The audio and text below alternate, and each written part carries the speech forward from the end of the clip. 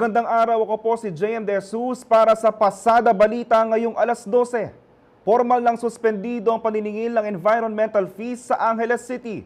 Sa bisa ng Executive Order No. 2025-001 na pinirmahan ni Mayor John Lazatin, magsasagawa ng review at kung kailangang amyendahan ang mga ordinansa na may kinalaman sa nasabing bayarin.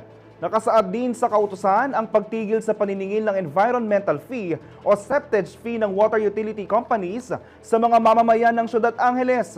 Ipinaihinto rin ang pagsasagawa ng dislodging at seafoam activities ng accredited service provider. Sa oath-taking ng alkalde nitong July 1, nabanggit niya na sa kanyang inaugural speech ang suspensyon ng environmental fee. Panahon ng kampanya ng sinabi ni Lazatin na tatanggalin ng nasabing mga ordinansa kung pabigat lamang ito sa mga Anghelenyo. Kaya nga, nung kampanya ko naririnig nyo, nabuksan ng environmental fee.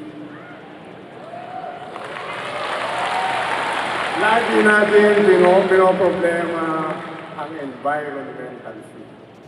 Sabi ko nga, hindi naman natin basta-basta matatanggal ito. Pero sa unang linggong pag-upo natin, kailangan suspindihin natin ang implementasyon. Ibababa natin sa konseho para i-review ang environmental fee. At sigurado naman, katuwang ko ang sanggunian para mapahusay natin ang mga batas na hindi na akma sa sitwasyon. I hope ang sanggunian natin, you're one with me sa progreso ng Angeles.